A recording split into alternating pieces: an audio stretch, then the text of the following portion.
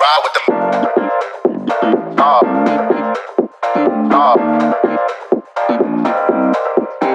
Ride with them. Hello and welcome to the Always Dale podcast. My name is Santiago, also known as El Capitan. I'm sitting here with, once and forever, DJ Funky Penguin. Alex Vaughn, Funky Penguin, Simp Daddy. Simp Daddy all out the here. above. And we have a potential future Simp Daddy sitting across from us, Fahjah, who is an amazing local producer, producing all types of genres within EDM, in terms of psytrance to trance to progressive house and to speed house. So thank you all for tuning in. And if you don't know about Dale, we are an events organization where we do parties with festival vibes that meet house party atmospheres. And our next event is New Year's Eve, so come check us out. But to get us started, we like to start really abruptly and put you in the hot seat with our segment called Seriously Stupid. where we ask one serious question and one stupid question back to back, and you have 1 minute to see how many you can get. Are you ready? Ready. Let's do this. That's awesome. Should we do like a drug test to make sure he's not peeking? I think he'd fail. I'm just kidding. He's drinking water, guys. He's fine. Okay. I'm starting now. I'll start with serious and then you go, okay? Yep. No, you're serious. Okay, Are I'll you go serious? serious. Yeah, you're I'm serious. counting. Okay, cool. 3, 2, 2, 1, 1, go. What country would you like to visit next? Japan. Ooh. If you were an ice cream, what ice cream would you be? Cookies and cream. What is love? Union. If you had to choose between a squirrel, a raccoon as a pet, which one would you choose? Raccoon. What makes a good song? That's subjective. Are birds real? No. Favorite collab you've done? With House of Panda. Ooh. What's in your fridge right now? Kimchi. What's your ethnicity? Trinidadian, Indian, French, Scottish, Irish. Bunch of stuff. My God. Little native. Yeah. Where does the magic happen? In the studio. That's of course. what's up. When did you start rocking that amazing hairstyle? Oh. Do I still answer that question? Answer it. Yeah, give you us have to. the OG.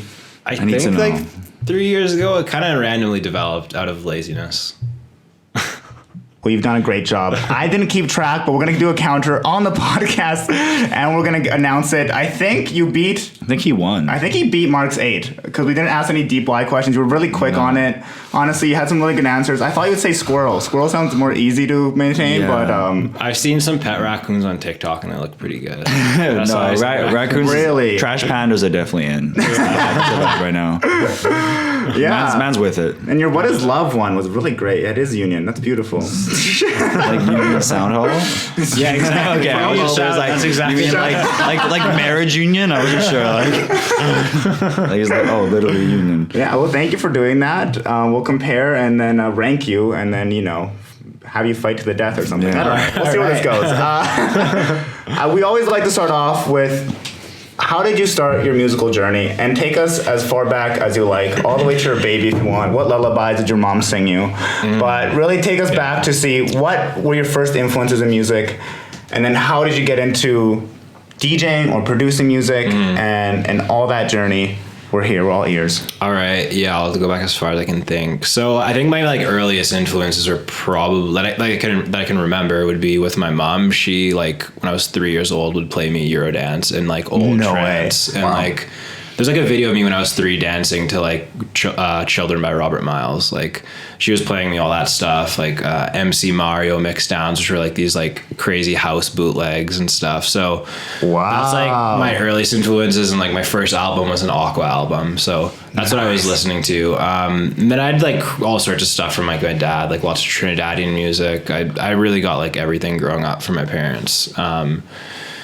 And then I think my first instrument I played would have been drums. And then I used to learn an instrument for a year or two and then quit all the time. So I did that, saxophone, clarinet. I didn't do piano lessons. I did flute, harmonium, just a bunch of shit. And then I guess like my production started like, I was like late high school. It was actually because my brother, like Nick, actually started producing before me for a little bit. And I actually was like, this seems kind of cool. I want to do it too. And then I joined like this like shitty, well, it wasn't shitty, but like very basic production class at school.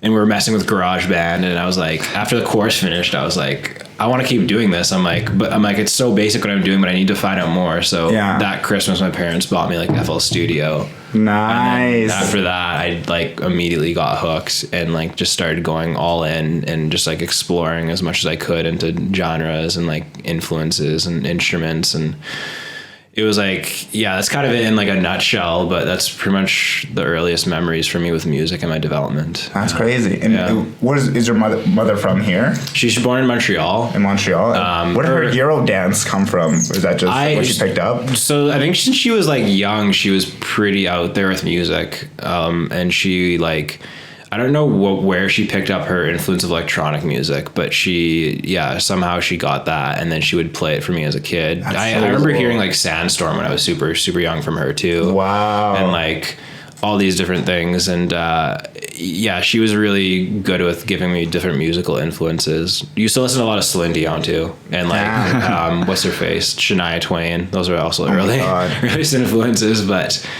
Yeah, I don't really know. Are we seeing a remix coming soon? A Shania Twain remix from Fahjah? I have to. Yeah, it's a really like unique, supportive like musical like household to come out of. Oh yeah, for sure. I imagine finding that music at that time probably wasn't very easy. No, like it was quite underground. So that's dope that you got that kind of like experience at such a young age. For sure.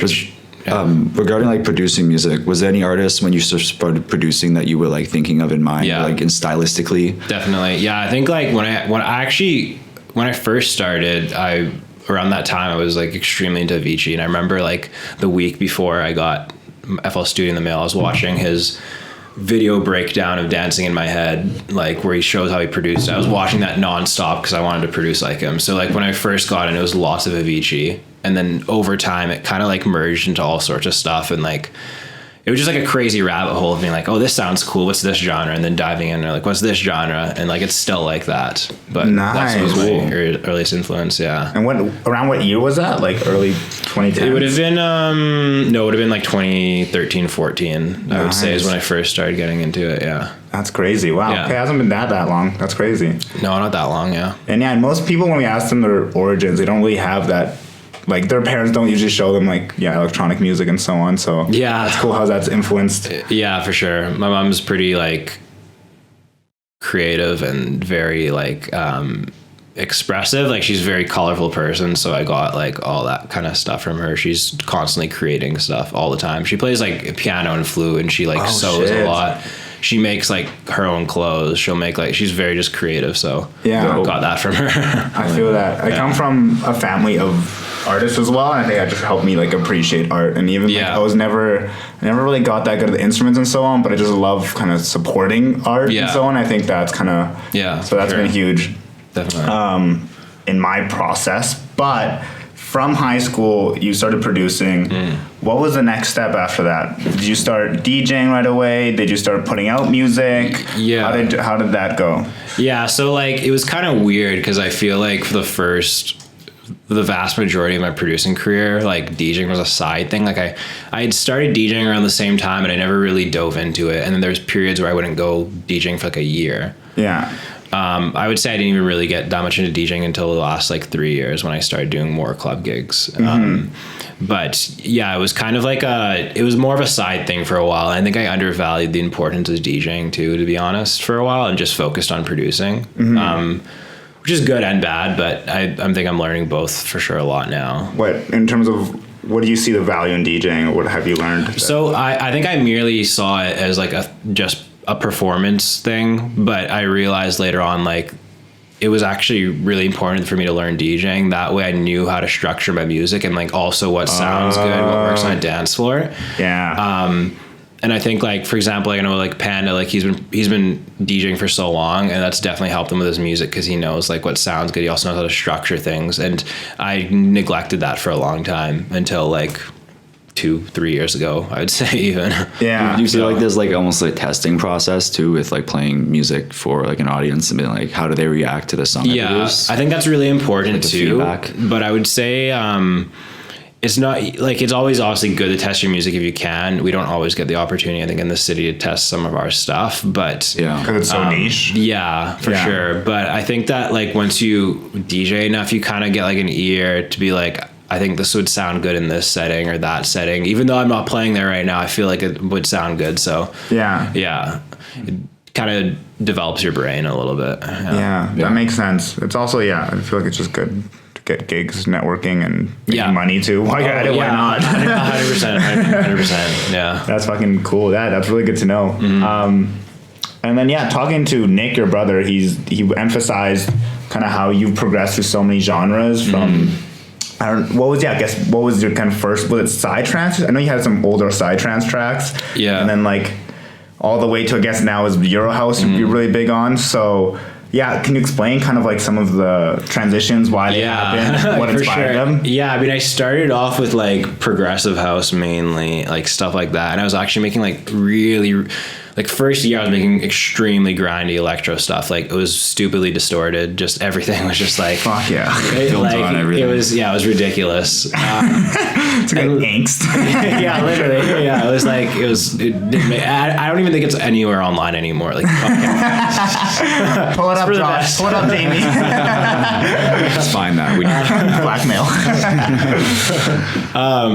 But then I think like somewhere along the line, I dove back into progressive house, and then I was experimenting a ton. Like there was moments where I was making like French house or like disco, like all sorts of weirdness. Yeah, what do you describe as French house? Like French vocal samples, or like I was sampling like disco house tracks and like looping them over like house beats and writing bass lines for them. Like I did that with like September by Earth, Wind and Fire. Oh no! It was really cool. I actually should probably finish that. Like it's years old. Like. But at some point, one of the experiments I did was trance, and like I did like trance, and then I still like trance, and like that song happened to get signed by Armada. Oh shit! And then that kind of pivoted me into being like, oh, I guess I'm making trance now. I didn't actually consciously mean to do that, but I kind of followed that path. But even then, I was still like, I don't think I was fully in love with it, and so I was still experimenting with other stuff. I'd actually done like happy hardcore. I did like a happy hardcore remix of Mr. Brightside with like a drum and bass drop. What the fuck?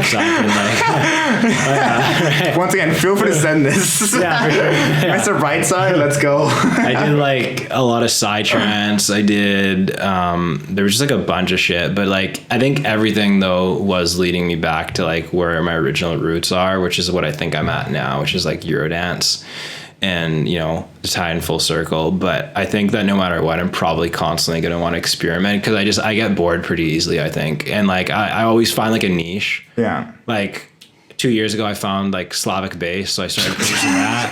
Bro, talk about a niche. Slavic bass. Yeah. Bro, where are all the Slavic bass shows? I only listen to Japanese synth house, actually.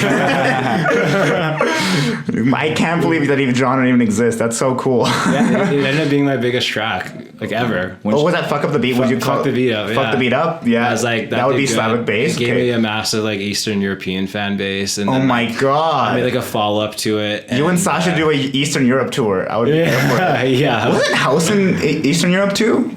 What's that? Didn't he go to Eastern Europe for a show? Oh yeah. Did Sasha play there? Oh, House of Panda. Oh, House of Panda. He did. Was it Czech Republic? I think. Yeah, something like that. Which is like, I guess, pretty close. It's in that region. It's in that region, yeah. Yeah, but I mean, like the straight, just like Soviet Union. That real shit right there. Oh my god, and that's huge. So you got signed, or one of your tracks got signed to Armada.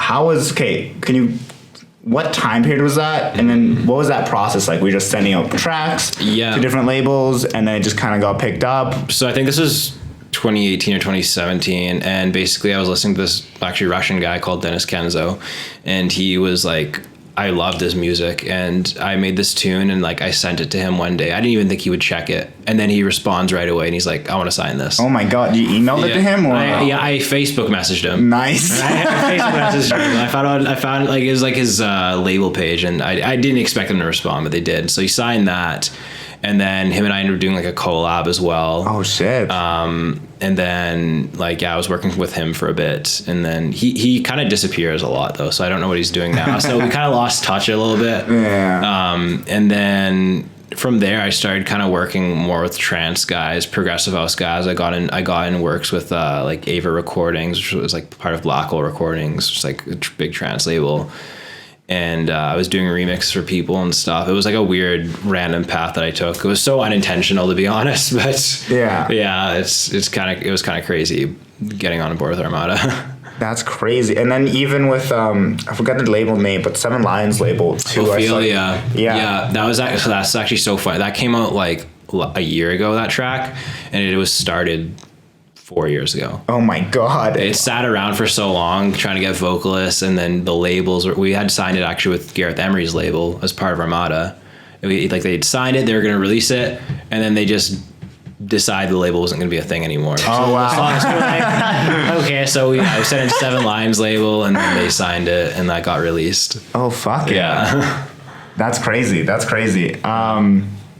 Amazing. And then so you take that from progressive house, then trance, all these different aspects, and now back to Euro dance. Yeah. How did you get into that back again?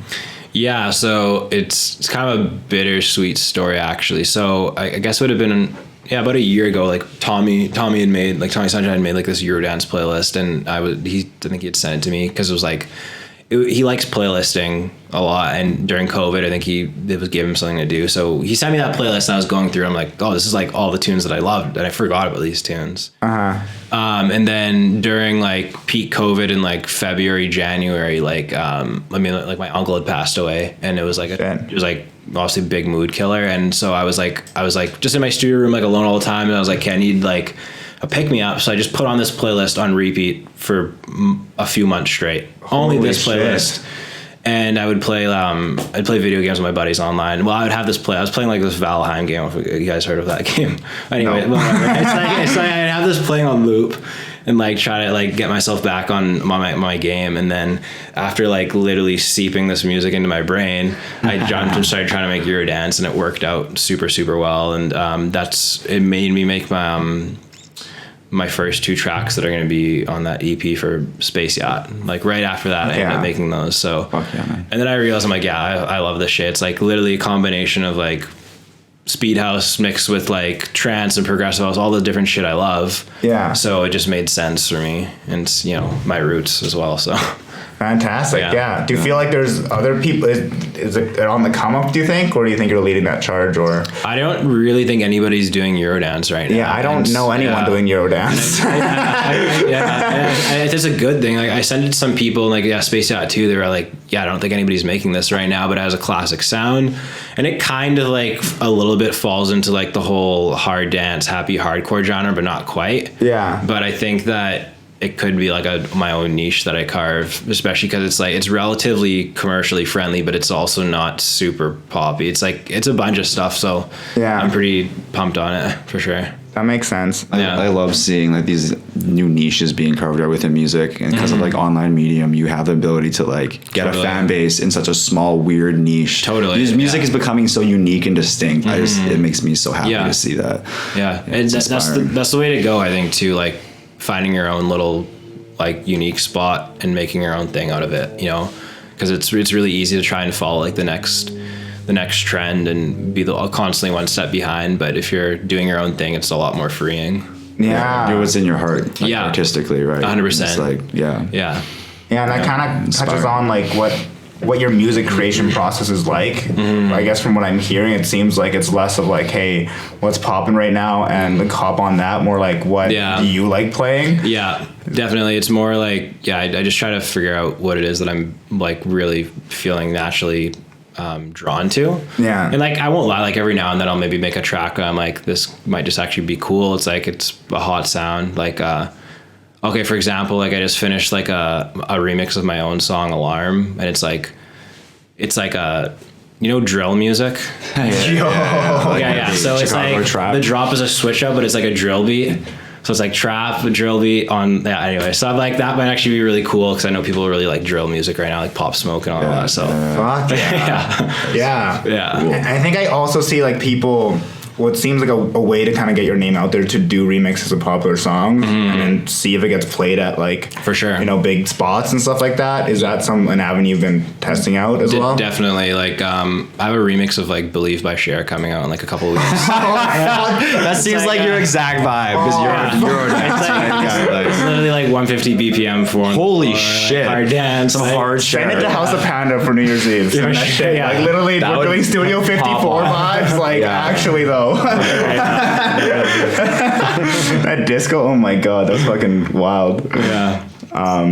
Making those remixes is definitely important though. So I have that remix of Lock It by Charlie XCX, another Eurodance remix, and I think that's everything right now. Yeah, I think so. Are there any like highlights you would pull out of like, I guess your past 5 to 10 years in the game that you would say like really stood out for you, of like, holy shit, I'm really doing what I love. I'm really like getting the notoriety or working with the people I really like. Is there any moments that stand out? Yeah, I think I can think of definitely a few moments. I think getting played on like A State of Trance was like Armin's radio show, and like I won Future Favorite, which was like always like I've actually been like listening to A State of Trance probably for like 15 years, I think, because like that's my huge fucking my radio. brothers used to play it for me, and like I remember I didn't even know what mixes were at the time. Like they'd put on A State of Trance, and I'd be like, "How is this song 2 hours long?" It's the same song. Yeah, it's not changing. Yeah. So like seeing my music there and like getting support was really cool. My collab with Moxie was really cool. Like I really liked them. Huge. And then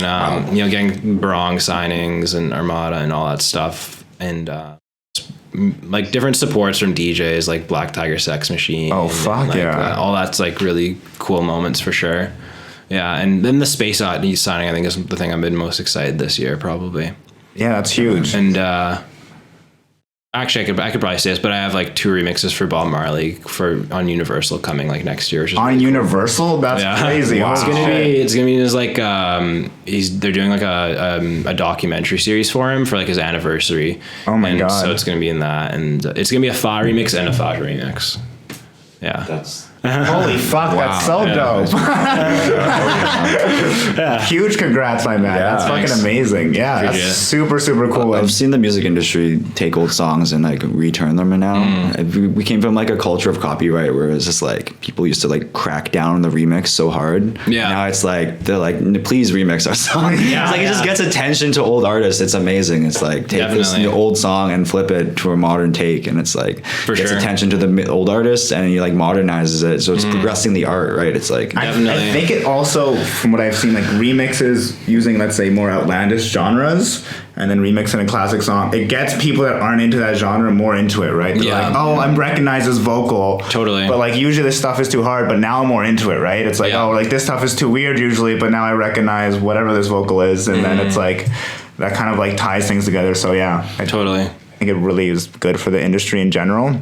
Yeah. And yeah, I'm not gonna lie, like finding out that you did a song with Moxie, like holy shit, I was a big fan of Moxie. Like before I found that out, I'm like, holy fuck. It was super dope. Wow. It was funny too because it was like I went to ADE in 2019, and that's Amsterdam dance event. Yeah, and so like we popped by their show. It was like Pan, Tommy, and a few other people, and like I just briefly meet them. They're like, because we're saying hi to everybody.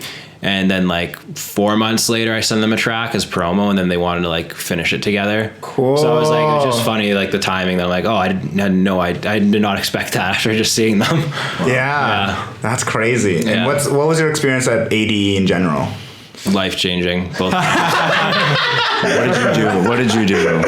I mark both my trips at ADE as like extremely pivotal moments in my career for sure, because like the first time I went, this is when I really started to try to experiment more. Yeah. And then we get there, Pana's like, you have to go to ED, you have to try it out. So I go, and then so Nick and I were like, Pana was busy with Tommy. I wasn't part of Brooklyn Fire yet, so Pana was busy with Tommy. So Nick and I, my brother, we go jumping around different parties, and like we went to like Awakenings, and I was like, holy shit, I like techno. I didn't know that. Cool. And then we saw Vinny Vici live, and like I knew that I liked psytrance, but I didn't realize I liked it that much. I'm like, holy fuck, like, it sounds amazing live. Wow. And so like it just like broadened my horizons of like what I wanted to do creatively. It was like after that first trip where I really like took the leap of being like, okay, I'm done with trance, I'm gonna try out other shit. And that's like, it was so important to everything right now. Do you remember what year that was? Yeah, 2018 was the first time. Yeah.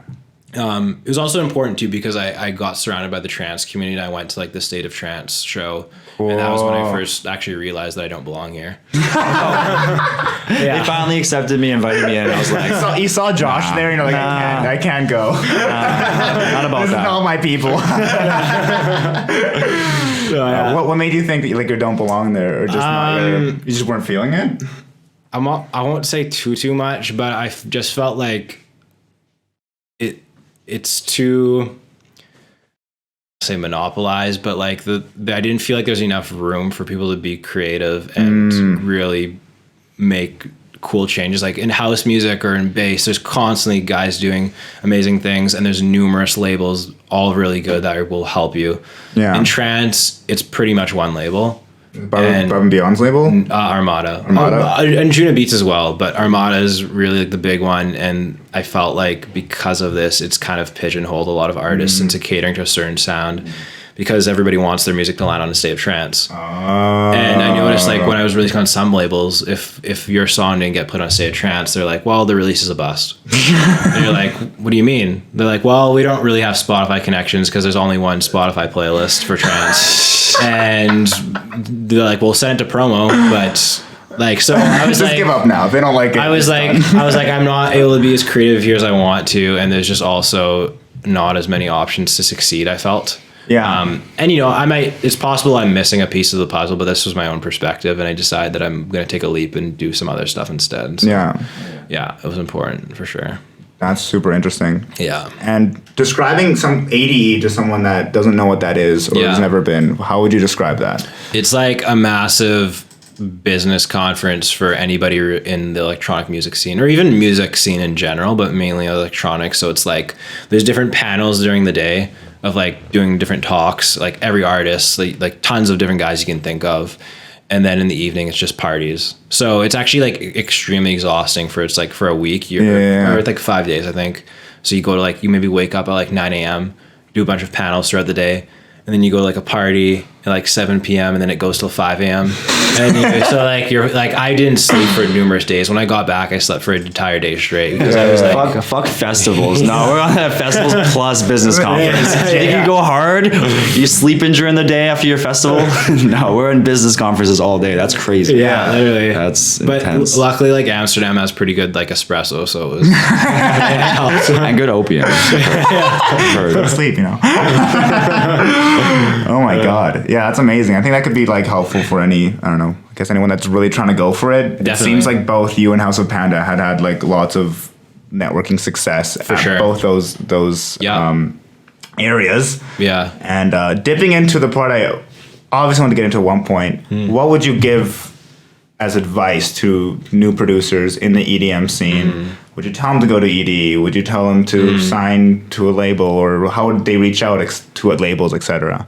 Yeah, I mean, I definitely recommend AD if you can do it, but I don't think it's absolutely necessary. I think the main thing is just diving into what it is that you love the most, and just trying to be yourself as much as possible and make your own niche. There's a lot of avenues now to be able to do that, and there are a lot of people that will support you if you can find your own crew. I think what Panda's done for a lot of people that want to dive into this niche of speed house and other faster things is really good, because now we have a solid crew of people that all support each other. Yeah. And Tommy's really supportive and all that. So yeah, I think it's I would recommend that you just dive into what it is that you really like. Stop trying to follow the next trend, and and really just stick with it for a long time, because eventually I think people will catch on. And, we see that happen all the time. It's happening with Panda big time. And yeah. It's inspiring. I love it. Yeah. Especially for the local scene. Yeah. It always shocks me. I look at like, let's say I'm like looking at like all these artists I like. I'm like, oh, look at their Spotify plays. And then I look at like, Panda's Spotify plays and stuff. Like they're through the charts. Like we really have like really killer, and you as well. Like really consistently putting out amazing music. Thanks. And on both your aliases. So you have Fahjah, which I feel like more commonly known as, but then you also have Fa, which is more of your lo-fi alias. Was that correct? Yeah, it's like lo-fi and chill. I think it's kind of pivoting into a different direction now. It was really lo-fi at the start. Yeah. And now it's kind of just like some sort of chilled down tempo stuff, like where I'm just trying to make something soft and melodic where I can play as many of my instruments and sing as I can. It's like, I think it's actually probably more me than Fahjah is me, to be honest. Nice. Yeah. For Simp Daddy alias. Simp Daddy. He's joining. Simp Daddy a genre? I think it's Simp Daddy House or Simp House? Simp Daddy. Simp House sounds Simp cool. Step. Simp Step. Bro, he's dropped that fresh Simp Step. I was like crying and shuffling at the same time. It was fire. Crying on the Got dance it, floor. mister. Crying on the dance floor is a vibe. If you haven't done it, I recommend it. Oh my god. And we didn't even touch on this. So I see you put out videos of you incorporating instruments and so on. What instruments do you use? You're now using your voice as well. I'm very impressed with your voice and your way you use live instruments. So, thanks. Touch on that. Like, how did you get into that, and what's that process been like? For sure. So, I started singing on my tracks now. That was like my like stepmom for years was like, tell me, go take singing lessons. I'm like, nah, I don't really want it. So like, I think like 3 years ago, then I eventually went and did like a small handful of them. And now I've been trying to like really dive in on that, start singing. As for instruments, I've been playing bansuri, which is like ancient Indian flute, East Indian flute. And I play like the Chinese violin now, which I started learning this year on some of my tracks. Holy cultured. It's like, it's fun. I'll play piano on my tracks. Sometimes I play saxophone on my tracks, but mainly on my Fahjah ones. And I've played violin on a couple of Fahjah tracks. Saxophone in Eurodance? Or is like, what's that? Well, I actually played saxophone on my Moxie collab. Oh, actually, you can hear it on there. sick. Yeah, so I'm like leading up to the breakdowns, but I think that's all I've played on my tracks. Still I'm very pretty sure. versatile. How does that compare to Some you, like weird using instruments. samples and stuff like that? Like, how is?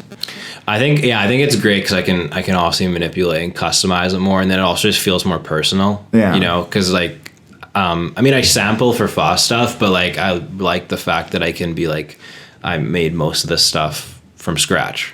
Like, the only samples really now are movie samples, like us, or Alan Watts or whatever. Yes. Lots of right? Yes. Yeah. But I'm like, everything else is pretty much me. I'll even sample like sounds from outside, or I've recorded like, I once went to Montreal and I recorded the sounds of an airport, and then I put that in my song. Oh wow. So like stuff like that. Cool. Yeah. Just really like creative samples. And as Alex was saying, like you've used very interesting instruments as well. Yeah. And giving really unique sounds. So fuck yeah. Definitely. And then for anyone listening, my favorite Fa track is Surrender. It's so good. Thank you. It's actually my own personal favorite too. Yeah. Right on. Out of all your tracks or the Fa tracks? Of Fa. Out of all my tracks, I don't know what that would be. It's probably one of my Eurodance ones in the bank. Really nice. Right on. I'm super excited to see those then. Right on. For sure. Fuck yeah. It's like his Fa stuff is way more like chill, and then the Alan Watts samples are absolutely fire. Alan Watts, and then also with that flute you played, that sounds so fucking cool. Yeah, that's the bansuri. You sound like a very spiritual guy. Is spirituality impacted your life in any ways, or into your music even maybe? For sure, and I would say really properly entering into spirituality is what sent me down and actually like properly focusing on my career. Wow. And actually being like more of myself, because I think for a while I was trying to chase being other people, and then once I started trying to like take care of myself and like figure out who I actually am, that's when I started to dive more into spirituality. Especially during COVID, like one of my hobbies, like favorite hobbies, is to like try and study every religion I can. Wow. So reading those help me kind of learn more about myself and about the world, and that always like inspires me a lot for sure, and keeps me like grounded and direct and all that. So yeah. Wow. Any particular sources that stand out for you? Any like specific religions, or do you mean, or Yeah. Philosophies. Yeah, I think like the ones that I gravitate the most for sure is Zen Buddhism, Hinduism. There's like a certain kind of interpretation of the Bible that I like, but it's not really traditionally Christian, but probably Zen Buddhism and Hinduism, like Taoism. Yeah, all that. It's probably my favorites. Wow. Yeah. Yeah. I definitely recommend Zen for anybody who's creative, because that's like, it's not really religious. It's more like a philosophy, but it's just literally about how to flow, and that's extremely chill. important. Yeah. Yeah, you're one of the most relaxed people I've ever met. Get that sea life from you, that'd be great. Yeah, I feel I don't produce music myself, but any creative endeavors I do, my state of mind impacts it so much in terms of like, For sure.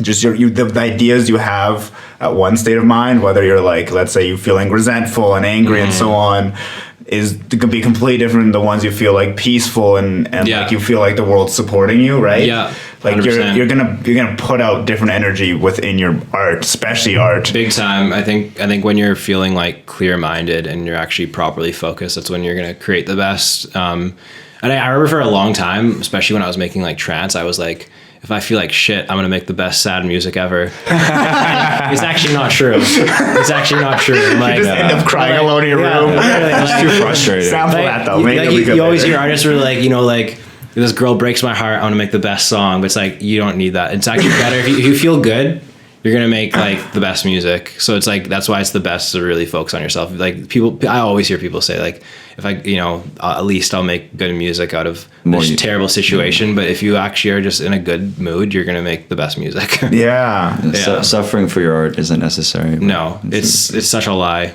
Yeah, It's such a lie, yeah. for sure. We stop running at 6 a.m. then? Is that what we've done here? I think suffering is good. Choosing your suffering. Choose your suffer wisely. Yeah. I think that's definitely something I've been thinking about a lot. Just like the energy you put into your creative work, it affects the output so much. That definitely does. Attempt to control it too, or like try to control the outcome instead of just kind of remaining more like open to change. Yeah. So it allows, instead of like having this tunnel vision, you're like able to make more like drastic changes in your decisions. For sure. Well, that's like I guess part of the philosophy of like the Zen is about flowing with whatever it is that happens, and really it's essentially just not being in the way of yourself and or whatever's happening in the world. So I think that's extremely important in being creative. Oh. Yeah. Where can I buy your ebook? I want to learn the ways. Like your Zen production class. It's like first we're gonna sit here and meditate for 15 minutes, and then we're gonna open up Ableton. Well, there may be a Fa meditation piece coming out. Oh shit! Bars, watch out, watch out. Just drop you on the Speed House label. It's a little different. That's amazing. I want to hear a meditation psytrance track. That's what I'm hearing. I think Asterix is at that already. Yeah. Have you ever listened to Asterix? No, I love psytrance, but I never like listen to it on my own. Just when I go to like see psytrance, I'm always like blown away. Yeah. Okay. Like what you were saying about like I've always not liked trance, but then like the few times I've now seen psytrance shows, I'm amazed by how good it is, because I just love to dance and the energy is wild and just so tribal. Yeah, It's for energetic. sure. Just take some mushrooms and put on some Asterix. There we go. Yeah. You're a whole new person. Yeah, and touching on that, something I want to ask you about. So in art, in any art, ego plays a huge role. How has, I guess, affected you, and how can one manage or use your ego to not hold back your art? That's a really good question. I think like, when you kind of attach yourself too much to your ego, you'll put barriers around what it is that you can do, or you think you can do, or you think you can't do. Like for example, like I always thought of myself, I'm like, I can't sing. I tell myself that forever, and so that was my own barrier into singing, which has helped me with my music tremendously. Not just for myself singing, but for working with other vocalists. Yeah. And then there's also like if my ego went around being like, yeah, I'm a trance person. I told myself that forever. I'm like, yeah, trance is my thing. I've always liked trance. I'm like, so I'm only gonna make trance. That was hurting me for so long because I was so unhappy for so long making trance and kind of wobbling with some other genres. But like that idea that I had of myself and what it is that I should be making was hurting me a ton. And it's like when you stop, I think trying to like figure out, and it's funny because we say like figure yourself out, like find out who you are, but at the same time you have to be like, well, I can actually be whoever I want, whenever I want. So if you want to let go of that idea and then really pursue what it is that you want to do, or whatever's naturally gravitating to you in that moment, that's when you're gonna be happiest, and that's when you're gonna be like the most creative. Huge. Yeah. Huge. I think that's super impactful, that kind of advice. I think for anyone coming up. And yeah, I feel like it just in any artistic endeavor, you can be limited by who you think you are and who you think you're not. And I think that's definitely just something that plays my mind a lot. And I think it also holds people back. And I think it also plays in a sense of like, you get identified with your creative works, and then it's like it's hard to get feedback, or it's hard to like put it out there and so on. And like I feel like it can hold you back in that way as well. 100%. Like I think it's really about being attached, and that's whether you're attached to your works or who you think you are. It's as much as you can let go is the best. Like I still do that all the time, but like it's a constant struggling battle, and some days you'll be really good at it, some days you'll be bad at it. But yeah, as much as you can let go of those expectations, then you're gonna do good. It can be. You're putting your heart and soul into like something that's like so subjective. It feels like part of you. It's like you have to kill your baby. Right? Like, say in the film industry. It's murder children. That's what I'm advocating for. Always yelling out sports child murder. This actually comes from Choco Music. One of the questions he wanted to ask. So, what were some things that you wish you spent less time on when you first started writing music? Oh, that's a good question. Yeah. Let me think. First, what's up, Carson? Gang. That's a good question. Good job. I think maybe trying to follow too much what my idols were doing was one thing. But then also, like, as a second thing, which we kind of talked about before we started recording, which is outside of the music, is spending too much time, like, partying and drinking and stuff like that. Like, not focusing enough on taking care of myself. Like, that takes away from your writing process big time. Like, you have to really dive in. And, I think that's probably something that I wish I hadn't been doing. Wait, can you say the whole question again? Oh, that fits right in. But what were some things you wish you spent less time on when you were starting to write music? Okay, yeah. I think that's probably what I would say then. Getting sloshed. Getting spend less time. You're saying not to get fucked up. Do not get. Wait, what? I've been living. You hear that, Choco? Fuck. It's time to change. He didn't want to hear that. This is an online intervention.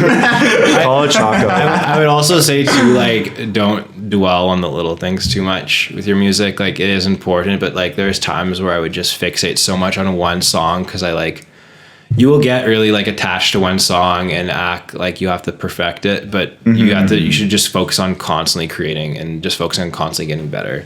And also don't spend too much time thinking about like, I want to be like this next big DJ or whatever. Just literally focus on creating and you'll be a lot happier, especially because like I had done that for a while. And so I wanted to put out music so bad, and I kept putting out music, and a lot of those releases I ended up taking down because I don't want them up anymore. I'm like, a few years from now, you're probably not going to want those songs up anymore. So just literally focus on creating rather than trying to like build the next big career. Yeah. Boom. Yeah. Bing bong. That's like fire advice. I really, really like that. I'm inspired creatively from this. So. Yeah, in that process, has there been any tactics that has helped you kind of get bigger in terms of utilizing social media or anything like that? I think for followers. Calling you out. Yeah. No. I don't know. Getting ghostwritten by Chris Lake. I hear you have a ghostwriter, eh? Chris Lake is behind Fahjah. We should do an always there like TMZ version to start rumors that kind of just blow people up. But yeah, I guess like networking tactics or leveraging social media. Yeah, for sure. I think like just definitely sending promo a lot to people, reaching out to different artists you like, trying to collaborate with people in similar realm as you. Yeah, it's really about like sending a lot of emails. To be honest, you have to send a lot of emails, a lot of music out to people. Reach out to whatever labels you can. Most emails have a direct contact link, like an email, and if they don't, type in LinkedIn A&R plus the label, and you'll find their LinkedIn with their email or whatever.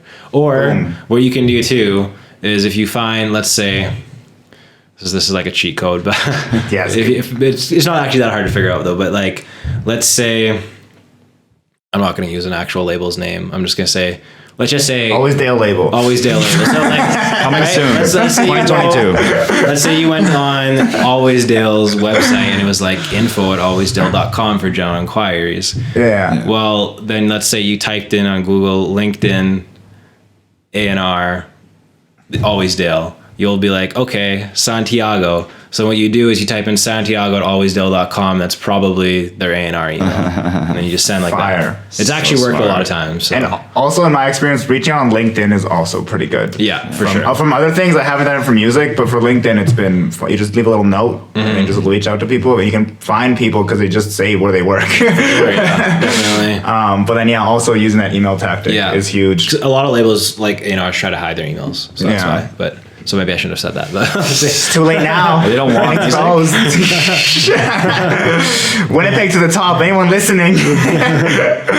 And I think one thing that both you and Panda do really well is put out consistently. Oh yeah, consistency is huge, and you guys are consistently putting out like overwhelming amounts of music. That's huge to do for sure. Actually, that's probably one of the biggest things: consistency.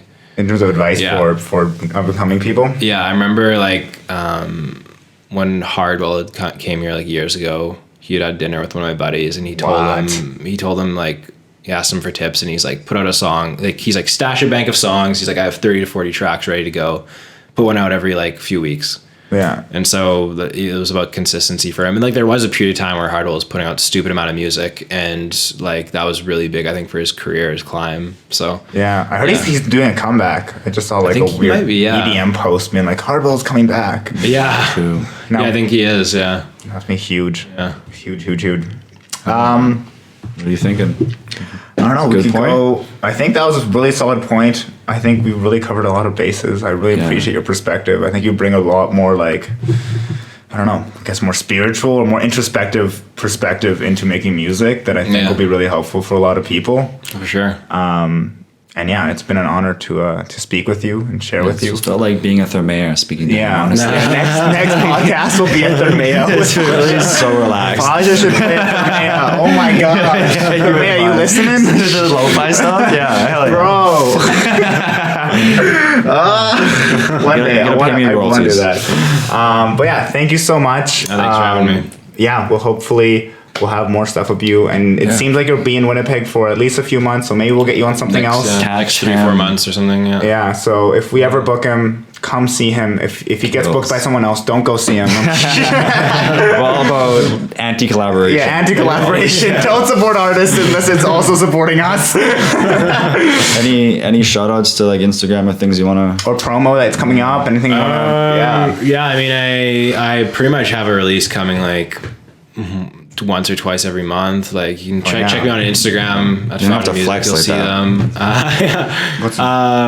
I guess like I have tons of tunes coming. You guess check out Speedhouse Movement as well.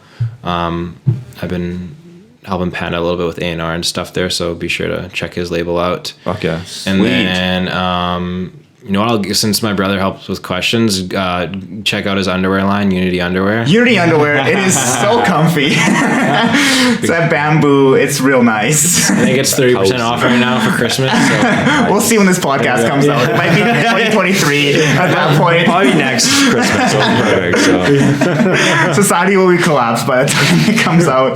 But Unity Underwear will still be holding up strong. Can that be our first sponsorship? Nick, shout out. And then you also have that Fa release potentially coming out in the next bit. Fa release next week on Brooklyn Blue. Yeah, I think it's pretty much Fahjah, Fa, Speed House Movement, and Unity. There you go. Gang. Okay, well, if you ever want to do a live set recording, I would love to collab with you on that and do something really cool for Fa or Fahjah. And do some cool stuff. So far, it's been cursed, but I think we have this one down. We have recordings of Fahjah, finally. Yes, he said he couldn't be seen. Huge thank you for everyone tuning in, and Josh for setting this all up and then disappearing. Beautiful, beautiful soul. Check us out on YouTube, Instagram, TikTok, always_Dale, or just at alwaysdale, depending on the platform. I'm sure you guys can find us. Next event is gonna be New Year's Eve. It's gonna be Studio 54 vibes. Hell yeah. It's gonna be stupid, like kind of dumb. We're throwing so much at this, so much collaboration, so many people involved. 2 stages, glitter station, potentially a paint station. We have like a shoot, like so many lasers and lights. Complete extravagance. It's gonna go over the top, and we cannot wait to party with y'all. It's been a beautiful community, and thank you so much for tuning in. See ya. Awesome. Mwah.